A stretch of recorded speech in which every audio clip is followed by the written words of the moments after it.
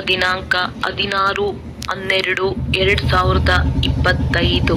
ಪ್ರಾರ್ಥ ಮುರಳಿ ಬಾಪ್ತಾದ ಮಧುಬನ. ಮಧುರ ಮಕ್ಕಳೇ, ನೀವು ವಿದ್ಯೆಯನ್ನು ಓದಬೇಕು ಮತ್ತು ಓದಿಸಬೇಕಾಗಿದೆ. ಇದರಲ್ಲಿ ಆಶೀರ್ವಾದದ ಮಾತಿಲ್ಲ. ನೀವು ಎಲ್ಲರಿಗೆ ಇದನ್ನೇ ತಿಳಿಸಿ ತಂದೆಯನ್ನು ನೆನಪು ಮಾಡಿದರೆ ಎಲ್ಲ ದುಃಖಗಳು ದೂರವಾಗುತ್ತವೆ. ಪ್ರಶ್ನೆ: ಮನುಷ್ಯರಿಗೆ ಯಾವ ಯಾವ ಚಿಂತೆಗಳಿವೆ?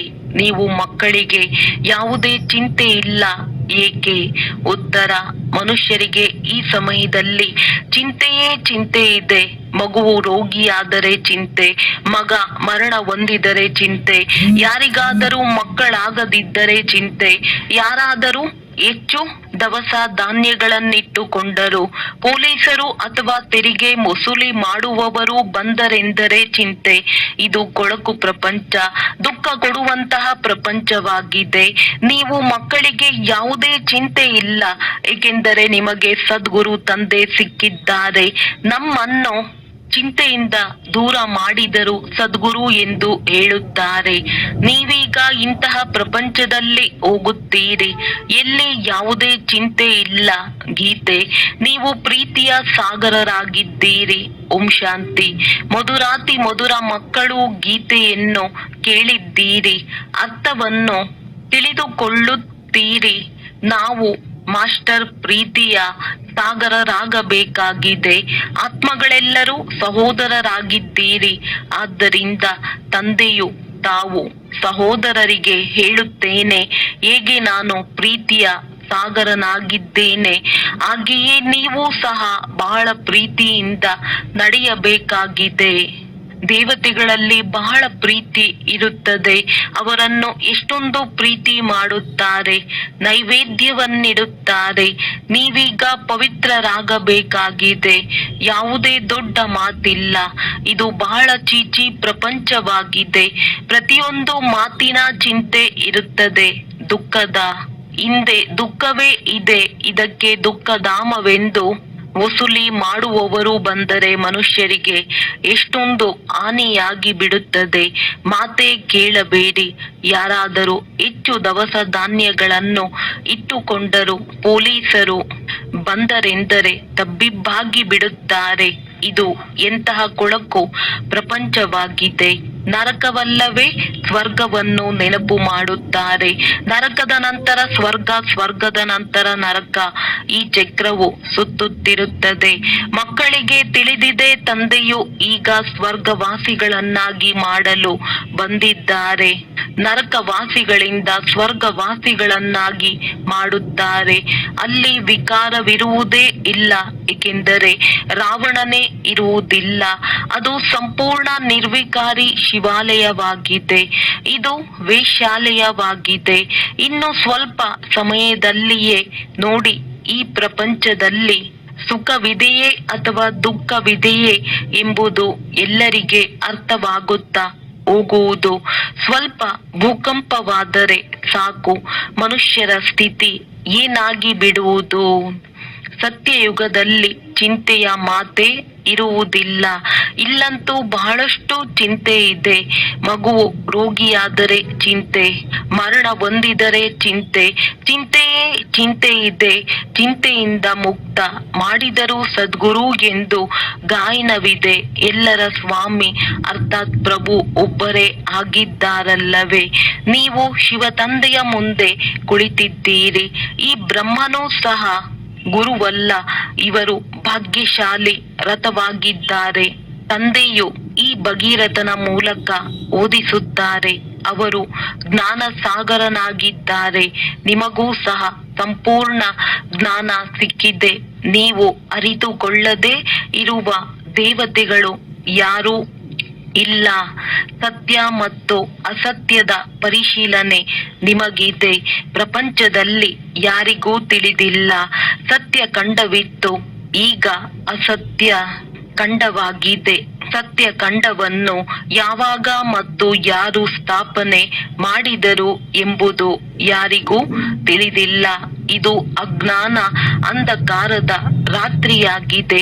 ತಂದೆಯು ಬಂದು ಪ್ರಕಾಶವನ್ನು ಕೊಡುತ್ತಾರೆ. ನಿಮ್ಮ ಗತಿ ಮತವು ನಿಮಗೆ ಗೊತ್ತೆಂದು ಆಡುತ್ತಾರೆ. ಅಂದರೆ ಸರ್ವಶ್ರೇಷ್ಠನು ಅವರೊಬ್ಬರೇ ಆಗಿದ್ದಾರೆ. ಉಳಿದೆಲ್ಲವೂ ರಚನೆಯಾಗಿದೆ. ಅವರು ರಚಯಿತ ಬೇಹದ್ದಿನ ತಂದೆಯಾಗಿದ್ದಾರೆ. ಅಲೌಕಿಕ ತಂದೆಯು ಹದ್ದಿನ ತಂದೆಯಾಗಿರುತ್ತಾರೆ. 4 ಮಂದಿ ಮಕ್ಕಳನ್ನು ರಚಿಸುತ್ತಾರೆ. ಮಕ್ಕಳಾಗದಿದ್ದರೆ ಚಿಂತೆಯಾಗಿ ಬಿಡುತ್ತದೆ. ಆದರೆ ಸತ್ಯಯುಗದಲ್ಲಿ ಈ ರೀತಿಯ ಮಾತಿರುವುದಿಲ್ಲ. ಅಲ್ಲಿ ನೀವು ದೀರ್ಘಾಯುಸಿನವರು, ಧನವಂತರಾಗಿರುತ್ತೀರಿ. ನೀವು ಆಶೀರ್ವಾದವನ್ನು ಕೊಡುವುದಿಲ್ಲ. ಇದು ವಿದ್ಯೆಯಲ್ಲವೇ? ನೀವು ಶಿಕ್ಷಕರಾಗಿದ್ದೀರಿ. ಕೇವಲ ಶಿವ ತಂದೆಯನ್ನು ನೆನಪು ಮಾಡಿದರೆ ವಿಕರ್ಮಗಳು ವಿನಾಶವಾಗುತ್ತದೆ ಎಂದು ಹೇಳುತ್ತೀರಿ. ಇದು ಸಹ ಶಿಕ್ಷಣವಾಯಿತಲ್ಲವೇ? ಇದಕ್ಕೆ ಸಹಜ ಯೋಗ ಅಥವಾ ನೆನಪು ಎಂದು ಹೇಳಲಾಗುತ್ತದೆ. ಆತ್ಮ ಅವಿನಾಶಿ, ಶರೀರ ವಿನಾಶಿಯಾಗಿದೆ. ತಂದೆಯು ತಿಳಿಸುತ್ತಾರೆ, ನಾನು ಸಹ ಅವಿನಾಶಿಯಾಗಿದ್ದೇನೆ. ಪತಿತರನ್ನು ಪಾವನ ಮಾಡಲು ಬನ್ನಿ ಎಂದು ನೀವು ನನ್ನನ್ನು ಕರೆಯುತ್ತೀರಿ. ಆತ್ಮವೇ ಹೇಳುತ್ತದೆ ಎಲ್ಲವೇ? ಪತಿತ ಆತ್ಮ ಮಹಾನ್ ಆತ್ಮ ಎಂದು ಹೇಳಲಾಗುತ್ತದೆ. ಪವಿತ್ರತೆ ಇದ್ದಾಗ ಸುಖ ಶಾಂತಿಯೂ ಇರುತ್ತದೆ. ಇದು ಅತಿ ಪವಿತ್ರವಾದ ಚರ್ಚ್ ಆಗಿದೆ. ಕ್ರಿಶ್ಚಿಯನ್ನರ ಚರ್ಚ್ ಪವಿತ್ರ ಸ್ಥಾನವಾಗಿರುವುದಿಲ್ಲ. ಅಲ್ಲಿಗೆ ವಿಕಾರಿಗಳು ಹೋಗುತ್ತಾರೆ. ಇಲ್ಲಿ ವಿಕಾರಿಗಳಿಗೆ ಬರಲು ಅನುಮತಿ ಇಲ್ಲ. ಒಂದು ಕಥೆಯೂ ಇದೆಯಲ್ಲವೇ? ಇಂದ್ರ ಸಭೆಯಲ್ಲಿ ಒಬ್ಬರು ಯಾರನ್ನೋ ಬಚ್ಚಿಟ್ಟುಕೊಂಡು ಕರೆತಂದರು. ಅದು ಎಲ್ಲರಿಗೆ ಅರ್ಥವಾಯಿತು. ಮತ್ತೆ ಅವರಿಗೆ ಕಲ್ಲಾಗಿ ಬಿಡು ಎಂದು ಶಾಪವೂ ಸಿಕ್ಕಿತು. ಆದರೆ ಇಲ್ಲಿ ಶಾಪ ಮೊದಲಾದ ಯಾವುದೇ ಮಾತಿಲ್ಲ. ಇಲ್ಲಿ ಜ್ಞಾನದ ಮಳೆಯಾಗುತ್ತದೆ. ಪತಿತರು ಯಾರೂ ಈ ಪವಿತ್ರ ಸ್ಥಾನಕ್ಕೆ ಬರಲು ಸಾಧ್ಯವಿಲ್ಲ.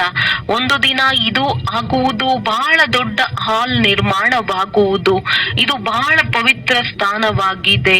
ನೀವು ಸಹ ಪವಿತ್ರರಾಗುತ್ತೀರಿ. ವಿಕಾರವಿಲ್ಲದೆ ಸೃಷ್ಟಿಯು ಹೇಗೆ ನಡೆಯುತ್ತದೆ, ಇದು ಹೇಗಾಗುವುದು ಎಂದು ಮನುಷ್ಯರು ತಿಳಿದುಕೊಳ್ಳುತ್ತಾರೆ. ಅವರಲ್ಲಿ ತಮ್ಮ ಜ್ಞಾನವಿರುತ್ತದೆ. ದೇವತೆಗಳ ಮುಂದೆ ಹೋಗಿ ತಾವು ಸರ್ವಗುಣ ಸಂಪನ್ನರು, ನಾವು ಪಾಪಿಗಳೆಂದು ಹೇಳುತ್ತಾರೆ. ಅಂದಾಗ ಸ್ವರ್ಗವು ಅಪವಿತ್ರ ಪ್ರಪಂಚವಾಗಿದೆ. ಅವರೇ ಮತ್ತೆ 84 ಜನ್ಮಗಳನ್ನು ತೆಗೆದುಕೊಂಡು ಪುನಃ ಪವಿತ್ರರಾಗುತ್ತಾರೆ. ಅದು ಪಾವನ ಪ್ರಪಂಚ. ಇದು ಪತಿತ ಪ್ರಪಂಚವಾಗಿದೆ. ಮಕ್ಕಳಾದರೆ ಖುಷಿಯನ್ನಾಚರಿಸುತ್ತಾರೆ. ರೋಗಿಯಾದರೆ ಮುಖ ಸಪ್ಪೆಯಾಗಿ ಬಿಡುತ್ತದೆ. ಮರಣ ಹೊಂದಿದರೆ ಒಮ್ಮೆಲೆ ಹುಚ್ಚರಾಗಿ ಬಿಡುತ್ತಾರೆ. ಈಗೂ ಕೆಲವರು ಆಗಿ ಬಿಡುತ್ತಾರೆ. ಅಂತವರನ್ನು ಕರೆತರುತ್ತಾರೆ. ಬಾಬಾ, ಇವರ ಮಗುವು ಮರಣ ಹೊಂದಿದ್ದರಿಂದ ಇವರಿಗೆ ತಲೆ ಕೆಟ್ಟು ಹೋಗಿದೆ ಎಂದು ಹೇಳುತ್ತಾರೆ. ಇದು ದುಃಖದ ಪ್ರಪಂಚವಲ್ಲವೇ? ಈಗ ತಂದೆಯು ಸುಖದ ಪ್ರಪಂಚದಲ್ಲಿ ಕರೆದುಕೊಂಡು ಹೋಗುತ್ತಾರೆ. ಅಂದ ಮೇಲೆ ಶ್ರೀಮತದಂತೆ ನಡೆಯಬೇಕು. ಬಹಳ ಒಳ್ಳೆಯ ಗುಣಗಳು ಇರಬೇಕು. ಯಾರು ಮಾಡುವರೋ ಅವರು ಪಡೆಯುವರು. ದೈವಿ ನಡವಳಿಕೆಯೂ ಬೇಕಾಗಿದೆ. ಶಾಲೆಯಲ್ಲಿ ರಿಜಿಸ್ಟರ್ನಲ್ಲಿ ನಡವಳಿಕೆಯನ್ನು ನೋಡುತ್ತಾರೆ. ಕೆಲವರಂತೂ ಹೊರಗೆ ಅಲೆಯುತ್ತಿರುತ್ತಾರೆ. ತಂದೆ ತಾಯಿಯ ಉಸಿರು ಕಟ್ಟಿಸುತ್ತಾರೆ. ಈಗ ತಂದೆಯು ಶಾಂತಿಧಾಮ ಸುಖಧಾಮದಲ್ಲಿ ಕರೆದುಕೊಂಡು ಹೋಗುತ್ತಾರೆ. ಇದಕ್ಕೆ ಶಾಂತಿಯ ಶಿಖರವೆಂದು ಹೇಳಲಾಗುತ್ತದೆ. ಎಲ್ಲಿ ಆತ್ಮಗಳು ನಿವಾಸ ಮಾಡುತ್ತೀರೋ ಅದು ಶಾಂತಿಯ ಶಿಖರವಾಗಿದೆ. ಸೂಕ್ಷ್ಮ ವತನವು ಮೂವಿ ಆಗಿದೆ. ಕೇವಲ ನೀವು ಅದರ ಸಾಕ್ಷಾತ್ಕಾರ ಮಾಡುತ್ತೀರಿ. ಬಾಕಿ ಮತ್ತೇನು ಇಲ್ಲ. ಇದರಲ್ಲಿಯೂ ಮಕ್ಕಳಿಗೆ ಸಾಕ್ಷಾತ್ಕಾರವಾಗಿದೆ. ಸತ್ಯಯುಗದಲ್ಲಿ ವೃದ್ಧರಾದಾಗ ಖುಷಿಯಿಂದ ಶರೀರವನ್ನು ಬಿಟ್ಟು ಬಿಡುತ್ತಾರೆ. ಇದು 84 ಜನ್ಮಗಳ ಹಳೆಯ ಪೊರೆಯಾಗಿದೆ. ತಂದೆಯು ತಿಳಿಸುತ್ತಾರೆ, ನೀವು ಪಾವನರಾಗಿದ್ದೀರಿ. ಈಗ ಪತಿತರಾಗಿದ್ದೀರಿ. ನಿಮ್ಮನ್ನು ಪಾವನ ಮಾಡಲು ತಂದೆಯು ಬಂದಿದ್ದಾರೆ. ನೀವು ನನ್ನನ್ನು ಕರೆದಿರಲ್ಲವೇ? ಜೀವಾತ್ಮನೇ ಪತಿತನಾಗಿದೆ, ಮತ್ತೆ ಅದೇ ಪಾವನವಾಗುವುದು. ನೀವು ಈ ದೇವಿ ದೇವತಾ ಮನೆತನದವರಾಗಿದ್ದೀರಿ, ಈಗ ಆಸುರಿ ಮನೆತನದವರಾಗಿದ್ದೀರಿ. ಆಸುರಿ ಮತ್ತು ಈಶ್ವರೀಯ ಅಥವಾ ದೈವಿ ಮನೆತನದಲ್ಲಿ ಎಷ್ಟೊಂದು ಅಂತರವಿದೆ. ನಿಮ್ಮದು ಇದು ಬ್ರಾಹ್ಮಣ ಕುಲವಾಗಿದೆ, ವಂಶಾವಳಿಗೆ ಮನೆತನವೆಂದು ಹೇಳಲಾಗುತ್ತದೆ. ಅಲ್ಲಿ ರಾಜ್ಯವಿರುತ್ತದೆ, ಇಲ್ಲಿ ರಾಜ್ಯವಿಲ್ಲ. ಗೀತೆಯಲ್ಲಿ ಪಾಂಡವರು ಮತ್ತು ಕೌರವರ ರಾಜ್ಯವನ್ನು ಬರೆದಿದ್ದಾರೆ, ಆದರೆ ಈ ರೀತಿ ಇಲ್ಲ. ನೀವಂತೂ ಆತ್ಮಿಕ ಮಕ್ಕಳಾಗಿದ್ದೀರಿ. ತಂದೆಯು ತಿಳಿಸುತ್ತಾರೆ, ಮಧುರ ಮಕ್ಕಳೇ, ಬಹಳ ಬಹಳ ಮಧುರರಾಗಿ ದೇಹಾಭಿಮಾನವನ್ನು ಬಿಡಿ. ದೇಹಾಭಿಮಾನದ ಕಾರಣವೇ ಪ್ರೀತಿಯ ಸಾಗರರಾಗುವುದಿಲ್ಲ. ಆದ್ದರಿಂದ ಮತ್ತೆ ಬಹಳ ಶಿಕ್ಷೆಗಳನ್ನು ಅನುಭವಿಸಬೇಕಾಗುತ್ತದೆ. ಪೆಟ್ಟು ತಿಂದು ಅಲ್ಪ ಸ್ವಲ್ಪ ರೊಟ್ಟಿ ತಿಂದಂತಾಗುವುದು. ಸ್ವರ್ಗದಲ್ಲಿ ಹೋಗುತ್ತೀರಿ, ಆದರೆ ಬಹಳ ಪೆಟ್ಟು ತಿನ್ನುವಿರಿ. ಶಿಕ್ಷೆಗಳು ಹೇಗೆ ಸಿಗುತ್ತವೆ ಎಂಬುದೂ ಸಹ ನೀವು ಆತ್ಮಗಳು ಸಾಕ್ಷಾತ್ಕಾರ ಮಾಡಿದ್ದೀರಿ. ತಂದೆಯಂತೂ ತಿಳಿಸಿದ್ದಾರೆ, ಮಕ್ಕಳೇ, ಬಹಳ ಪ್ರೀತಿಯಿಂದ ನಡೆಯಿರಿ, ಇಲ್ಲವಾದರೆ ಕ್ರೋಧದ ಅಂಶವಾಗಿ ಬಿಡುತ್ತದೆ. ಅಭಿನಂದನೆಗಳನ್ನು ಹೇಳಿ, ತಂದೆಯು ಸಿಕ್ಕಿದ್ದಾರೆ. ಯಾರು ನಮ್ಮನ್ನು ನರಕದಿಂದ ತೆಗೆದು ಸ್ವರ್ಗದಲ್ಲಿ ತೆಗೆದುಕೊಂಡು ಹೋಗುತ್ತಾರೆ. ಶಿಕ್ಷೆಗಳನ್ನು ಅನುಭವಿಸುವುದು ಬಹಳ ಕೆಟ್ಟದ್ದಾಗಿದೆ. ನೀವು ತಿಳಿದುಕೊಂಡಿದ್ದೀರಿ, ಸತ್ಯಯುಗದಲ್ಲಿ ಪ್ರೀತಿಯ ರಾಜಧಾನಿ ಇರುತ್ತದೆ. ಪ್ರೀತಿಯ ವಿನಃ ಮತ್ತೇನೂ ಇಲ್ಲ. ಇಲ್ಲಾದರೆ ಚಿಕ್ಕ ಮಾತಿಗೆ ಚೆಹರೆಯು ಬದಲಾಗಿ ಬಿಡುತ್ತದೆ. ತಂದೆಯು ತಿಳಿಸುತ್ತಾರೆ, ನಾನು ಪತಿತ ಪ್ರಪಂಚದಲ್ಲಿ ಬಂದಿದ್ದೇನೆ, ನನಗೆ ಪತಿತ ಪ್ರಪಂಚದಲ್ಲಿಯೇ ನಿಮಂತ್ರಣ ಕೊಡುತ್ತೀರಿ. ತಂದೆಯು ಮತ್ತೆ ಎಲ್ಲರಿಗೆ ಅಮೃತವನ್ನು ಕುಡಿಯಿರಿ ಎಂದು ನಿಮಂತ್ರಣ ಕೊಡುತ್ತಾರೆ. ವಿಷ ಮತ್ತು ಅಮೃತದ ಒಂದು ಪುಸ್ತಕವೂ ಬಿಡುಗಡೆಯಾಗಿದೆ. ಪುಸ್ತಕ ಬರೆಯುವವರಿಗೆ ಬಹುಮಾನವೂ ಸಿಕ್ಕಿದೆ, ಪ್ರಸಿದ್ಧವಾಗಿದೆ. ನೋಡಬೇಕು ಅದರಲ್ಲಿ ಏನು ಬರೆದಿದ್ದಾರೆ. ತಂದೆಯಂತೂ ಹೇಳುತ್ತಾರೆ, ನಾನು ನಿಮಗೆ ಜ್ಞಾನಾಮೃತವನ್ನು ಕುಡಿಸುತ್ತೇನೆ, ಮತ್ತೆ ನೀವು ವಿಷವನ್ನೇಕೆ ಕುಡಿಯುತ್ತೀರಿ. ರಕ್ಷಾ ಬಂಧನವೂ ಸಹ ಈ ಸಮಯದ ನೆನಪಾರ್ಥವಲ್ಲವೇ. ತಂದೆಯು ಎಲ್ಲರಿಗೆ ಹೇಳುತ್ತಾರೆ, ಪವಿತ್ರರಾಗುವ ಪ್ರತಿಜ್ಞೆ ಮಾಡಿ, ಇದು ಅಂತಿಮ ಜನ್ಮವಾಗಿದೆ. ಪವಿತ್ರರಾಗುತ್ತೀರಿ. ಯೋಗದಲ್ಲಿರುತ್ತೀರೆಂದರೆ ಪಾಪಗಳು ಕಳೆಯುತ್ತವೆ. ನಾವು ನೆನಪಿನಲ್ಲಿ ಇರುತ್ತೇವೆಯೇ ಅಥವಾ ಇಲ್ಲವೇ ಎಂದು ತಮ್ಮ ಹೃದಯವನ್ನು ಕೇಳಿಕೊಳ್ಳಿ. ಮಕ್ಕಳನ್ನು ನೆನಪು ಮಾಡಿ ಖುಷಿಯಾಗುತ್ತಾರಲ್ಲವೇ. ಸ್ತ್ರೀ ಪುರುಷನನ್ನು ನೆನಪು ಮಾಡಿ ಖುಷಿಯಾಗುತ್ತಾರೆ. ಅಂದ ಮೇಲೆ ಇವರು ಯಾರು? ಭಗವಾನು ವಾಚ ನಿರಾಕಾರ. ತಂದೆಯು ತಿಳಿಸುತ್ತಾರೆ, ನಾನು ಇವರ ಶ್ರೀಕೃಷ್ಣ 84ನೆಯ ಜನ್ಮದ ನಂತರ ಪುನಃ ಸ್ವರ್ಗದ ಮಾಲೀಕರನ್ನಾಗಿ ಮಾಡುತ್ತೇನೆ. ಇನ್ನು ವೃಕ್ಷವು ಚಿಕ್ಕದಾಗಿದೆ, ಮಾಯೆಯ ಬಹಳ ಬಿರುಗಾಳಿಗಳು ಬರುತ್ತವೆ. ಇವೆಲ್ಲವೂ ಗುಪ್ತ ಮಾತುಗಳಾಗಿವೆ. ಮಕ್ಕಳೇ, ನೆನಪಿನ ಯಾತ್ರೆಯಲ್ಲಿರಿ ಮತ್ತು ಪವಿತ್ರರಾಗಿ. ರಾಜಧಾನಿಯು ಇಲ್ಲಿಯೇ ಸ್ಥಾಪನೆಯಾಗಬೇಕಾಗಿದೆ. ಗೀತೆಯಲ್ಲಿ ಯುದ್ಧವನ್ನು ತೋರಿಸುತ್ತಾರೆ. ಪಾಂಡವರು ಪರ್ವತಗಳ ಮೇಲೆ ಕರಗಿ ಹೋದರು, ಅಷ್ಟೇ. ಫಲಿತಾಂಶವೇನೂ ಇಲ್ಲ. ಈಗ ನೀವು ಮಕ್ಕಳು ಸೃಷ್ಟಿಯ ಆದಿ ಮಧ್ಯ ಅಂತ್ಯವನ್ನು ತಿಳಿದುಕೊಂಡಿದ್ದೀರಿ. ತಂದೆಯು ಜ್ಞಾನ ಸಾಗರನಲ್ಲವೇ. ಅವರು ಪರಮ ಆತ್ಮನಾಗಿದ್ದಾರೆ. ಆತ್ಮದ ರೂಪವೇನು ಇದು ಸಹ ಯಾರಿಗೂ ತಿಳಿದಿಲ್ಲ. ನಿಮ್ಮ ಬುದ್ಧಿಯಲ್ಲಿ ಬಿಂದುವಿದೆ, ನಿಮ್ಮಲ್ಲಿಯೂ ಯಾರು ಯಥಾರ್ಥ ರೀತಿಯಲ್ಲಿ ತಿಳಿದುಕೊಂಡಿಲ್ಲ. ಬಿಂದುವನ್ನು ಹೇಗೆ ನೆನಪು ಮಾಡುವುದು ಎಂದು ಕೇಳುತ್ತಾರೆ. ಏನು ತಿಳಿದುಕೊಂಡಿಲ್ಲ. ಆದರೂ ತಂದೆಯು ಹೇಳುತ್ತಾರೆ, ಈ ಜ್ಞಾನವನ್ನು ಸ್ವಲ್ಪ ಕೇಳಿದರೂ ಸಹ ಜ್ಞಾನದ ವಿನಾಶವಾಗುವುದಿಲ್ಲ. ಜ್ಞಾನದಲ್ಲಿ ಬಂದು ಹೊರಟು ಹೋಗುತ್ತಾರೆ, ಆದರೆ ಸ್ವಲ್ಪ ಕೇಳಿದರೂ ಸಹ ಸ್ವರ್ಗದಲ್ಲಿ ಬಂದು ಬಿಡುತ್ತಾರೆ. ಯಾರು ಬಹಳ ಕೇಳುವರೋ, ಧಾರಣೆ ಮಾಡುವರೋ, ಅವರು ರಾಜಧಾನಿಯಲ್ಲಿ ಬರುತ್ತಾರೆ. ಸ್ವಲ್ಪ ಕೇಳುವವರು ಪ್ರಜೆಗಳಲ್ಲಿ ಬರುತ್ತಾರೆ. ರಾಜಧಾನಿಯಲ್ಲಂತೂ ರಾಜ ರಾಣಿ ಮೊದಲಾದವರೆಲ್ಲರೂ ಇರುತ್ತಾರಲ್ಲವೇ, ಅಲ್ಲಿ ಮಂತ್ರಿ ಇರುವುದಿಲ್ಲ. ಇಲ್ಲಿನ ವಿಕಾರಿ ರಾಜರಿಗೆ ಮಂತ್ರಿಗಳನ್ನು ಇಟ್ಟುಕೊಳ್ಳಬೇಕಾಗಿದೆ. ತಂದೆಯು ನಿಮ್ಮ ಬುದ್ಧಿಯನ್ನು ಬಹಳ ವಿಶಾಲ ಮಾಡುತ್ತಾರೆ. ಅಲ್ಲಿ ಮಂತ್ರಿಯನ್ನಿಟ್ಟುಕೊಳ್ಳುವ ಅವಶ್ಯಕತೆಯೇ ಸ್ಥಾಪನೆಯಾಗಬೇಕಾಗಿದೆ. ಗೀತೆಯಲ್ಲಿ ಯುದ್ಧವನ್ನು ತೋರಿಸುತ್ತಾರೆ. ಪಾಂಡವರು ಪರ್ವತಗಳ ಮೇಲೆ ಕರಗಿ ಹೋದರು ಅಷ್ಟೇ, ಫಲಿತಾಂಶವೇನೂ ಇಲ್ಲ. ಈಗ ನೀವು ಮಕ್ಕಳು ಸೃಷ್ಟಿಯ ಆದಿ ಮಧ್ಯ ಅಂತ್ಯವನ್ನು ತಿಳಿದುಕೊಂಡಿದ್ದೀರಿ. ತಂದೆಯು ಜ್ಞಾನ ಸಾಗರನಲ್ಲವೇ, ಅವರು ಪರಮ ಆತ್ಮನಾಗಿದ್ದಾರೆ. ಆತ್ಮದ ರೂಪವೇನು ಇದು ಸಹ ಯಾರಿಗೂ ತಿಳಿದಿಲ್ಲ. ನಿಮ್ಮ ಬುದ್ಧಿಯಲ್ಲಿ ಬಿಂದುವಿದೆ, ನಿಮ್ಮಲ್ಲಿಯೂ ಯಾರೂ ಯಥಾರ್ಥ ರೀತಿಯಲ್ಲಿ ತಿಳಿದುಕೊಂಡಿಲ್ಲ. ಬಿಂದುವನ್ನು ಹೇಗೆ ನೆನಪು ಮಾಡುವುದು ಎಂದು ಕೇಳುತ್ತಾರೆ. ಏನಿಲ್ಲ, ಎಷ್ಟು ಪ್ರೀತಿಯಿಂದ ಓದಿಸುತ್ತಾರೆ. ಸನ್ಮುಖದಲ್ಲಿ ಗುರಿ ಧ್ಯೇಯವಿದೆ. ಶ್ರೇಷ್ಠಾತಿ ಶ್ರೇಷ್ಠ ತಂದೆಯು ಈ ವಿಷ್ಣುವಿನ ತರಹ ಮಾಡುತ್ತಾರೆ. ಆ ವಿಷ್ಣುವೇ ಕೊನೆಯಲ್ಲಿ ಬ್ರಹ್ಮನಾಗುತ್ತಾರೆ. ಸೆಕೆಂಡಿನಲ್ಲಿ ಜೀವನ್ಮುಕ್ತಿ ಸಿಕ್ಕಿತು. ನಂತರ 84 ಜನ್ಮಗಳನ್ನು ತೆಗೆದುಕೊಂಡು ಈ ರೀತಿಯಾದರೂ ತತತ್ವಂ ನಿಮ್ಮದೂ ಸಹ ಭಾವಚಿತ್ರವನ್ನು ತೆಗೆಯುತ್ತಿದ್ದರಲ್ಲವೇ. ನೀವು ಬ್ರಹ್ಮರವರ ಮಕ್ಕಳು, ಬ್ರಾಹ್ಮಣರಾಗಿದ್ದೀರಿ. ನಿಮಗೀಗ ಕಿರೀಟವಂತೂ ಇಲ್ಲ, ಅದು ಭವಿಷ್ಯದಲ್ಲಿ ಸಿಗುವುದು. ಆದ್ದರಿಂದ ನಿಮ್ಮದ್ದು ಆ ಚಿತ್ರವನ್ನು ಇಟ್ಟಿದ್ದಾರೆ. ತಂದೆಯು ಬಂದು ಮಕ್ಕಳನ್ನು ಡಬಲ್ ಕಿರೀಟಧಾರಿಗಳನ್ನಾಗಿ ಮಾಡುತ್ತಾರೆ.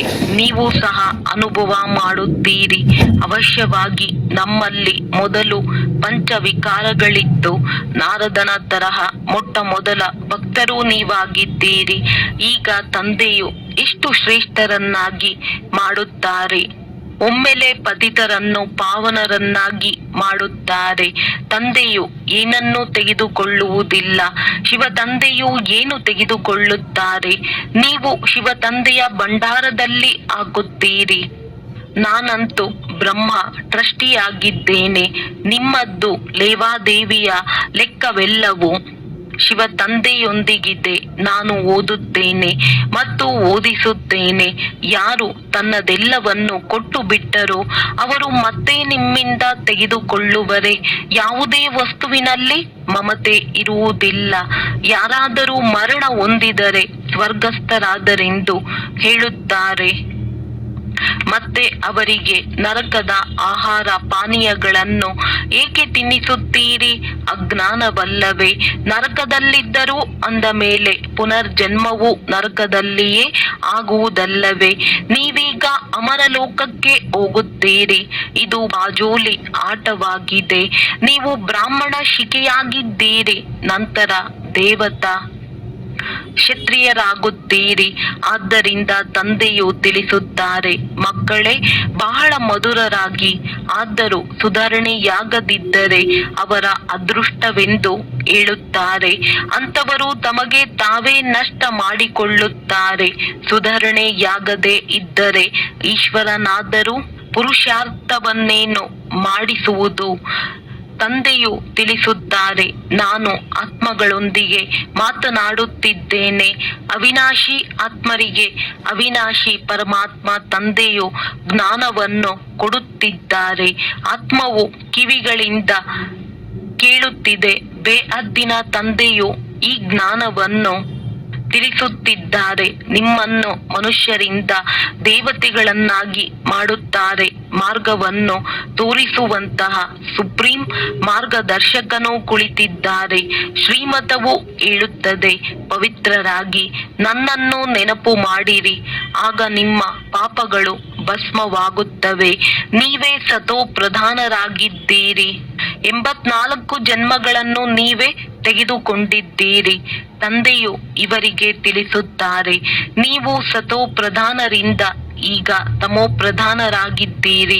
ಈಗ ಮತ್ತೆ ನನ್ನನ್ನು ನೆನಪು ಮಾಡಿ. ಇದಕ್ಕೆ ಯೋಗಾಗ್ನಿ ಎಂದು ಹೇಳಲಾಗುತ್ತದೆ.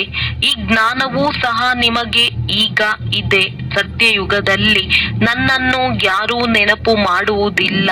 ಈ ಸಮಯದಲ್ಲಿಯೇ ನಾನು ಹೇಳುತ್ತೇನೆ, ನನ್ನನ್ನು ನೆನಪು ಮಾಡಿದರೆ ನಿಮ್ಮ ಪಾಪಗಳು ಕಳೆಯುವವು. ಮತ್ಯಾವುದೇ ಮಾರ್ಗವಿಲ್ಲ. ಇದು ಶಾಲೆಯಲ್ಲವೇ? ಇದಕ್ಕೆ ವಿಶ್ವವಿದ್ಯಾಲಯವೆಂದು ಕರೆಯಲಾಗುತ್ತದೆ. ರಚಯಿತ ಮತ್ತು ರಚನೆಯ ಆದಿ ಮಧ್ಯ ಮಾಡಿದರೆ ನಿಮಗೆ ಪರತಂತ್ರ ಇರಬಹುದು, ಆದರೆ ಮನಸ್ಸಿನಿಂದ ಸದಾ ಸ್ವತಂತ್ರರಾಗಿದ್ದಾರೆ. ಆದ್ದರಿಂದ ತಮ್ಮ ವೃತ್ತಿಯ ಮುಖಾಂತರ, ಶುದ್ಧ ಸಂಕಲ್ಪದ ಮುಖಾಂತರ ವಿಶ್ವದ ವಾಯುಮಂಡಲವನ್ನು ಬದಲಾಯಿಸುವಂತಹ ಸೇವೆಯನ್ನು ಮಾಡಲು ಸಾಧ್ಯ. ಇತ್ತೀಚೆಗೆ ವಿಶ್ವಕ್ಕೆ ಮನಸ್ಸಿನ ಶಾಂತಿಯ ಅವಶ್ಯಕತೆ ಇದೆ. ಆದ್ದರಿಂದ ಮನಸ್ಸಿನಿಂದ ಸ್ವತಂತ್ರ ಆತ್ಮ ಮನಸ್ಸಿನ ಮುಖಾಂತರ ಶಾಂತಿಯ ವೈಬ್ರೇಷನ್ ಹರಡಲು ಸಾಧ್ಯ. ಶಾಂತಿಯ ಸಾಗರ ತಂದೆಯ ನೆನಪಿನಲ್ಲಿರುವುದರಿಂದ ಸ್ವತಃವಾಗಿ ಶಾಂತಿಯ ಕಿರಣಗಳು ಹರಡುತ್ತಿರುತ್ತದೆ. ಈ ರೀತಿ ಶಾಂತಿಯ ದಾನ ಕೊಡುವಂತವರೇ ಮನಸ್ಸಿನಿಂದ ಮಹಾದಾನಿಗಳು. ಸ್ಲೋಗನ್: ಸ್ನೇಹ ರೂಪದ ಅನುಭವವನ್ನಂತೂ ಹೇಳುವಿರಿ, ಈಗ ಶಕ್ತಿ ರೂಪದ ಅನುಭವವನ್ನು ತಿಳಿಸಿ. ಅವ್ಯಕ್ತ ಸೂಚನೆ: ಈಗ ಸಂಪನ್ನ ಅಥವಾ ಕರ್ಮಾತೀತರಾಗುವುದರಲ್ಲಿ ತತ್ಪರರಾಗಿರಿ. ಪ್ರತಿ